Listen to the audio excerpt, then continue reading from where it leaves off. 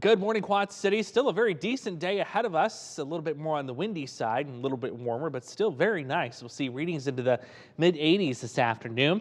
Best chance for a shower? Well, that continues to be well south of us, so right down here in central Illinois. Otherwise, winds up to 20 miles an hour possible today. Windows remain open for us tonight. Mid to upper 50s with a clear sky. And talk about a taste of fall for tomorrow. Highs only in the mid to upper 70s and a nice northeast breeze. That is going to be one of the best weather days this week outside of what we saw for yesterday. Some breaking tropical news. We now have Hurricane Idalia on our hands. Category 1 just became that at 4 o'clock this morning, by the way, quickly strengthening. Winds now of 80 miles per hour, racing to the north and northeast. So let me show you the rest of the track on this, because I know a lot of us know at least one person that lives in the state that's going to be most impacted, and that's Florida.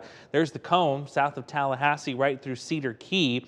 Category 3 storm is what it's expected to be, and the evacuation orders have already been issued. All these counties in red under that mandatory evacuation because the storm surge north of Tampa right on through Perry, Cross City, and just east of Tallahassee. 12 feet worth of storm surge possible. That's stacking two of me on top of each other. That's a lot of water. That is a potentially deadly situation developing along the coast there. So if you have friends, family members in any of the red counties, mandatory evacuations. I would not stick this one out based on the storm surge forecast.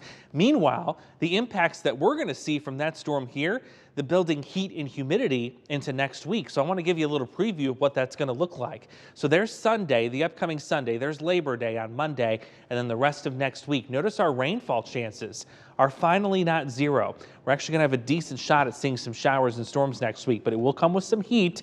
The hottest day, you guessed it, Labor Day, 97 feels like 104, and then the day after 96, 101. But notice, even though temperatures are very similar to what we had last week, the heat index is not. We're not going to have nearly as much moisture and humidity sitting around, and that should make things a lot more comfortable, at least in terms of the heat index anyway. Look at this too. By Thursday morning, we've got some 40s we'll be waking up to.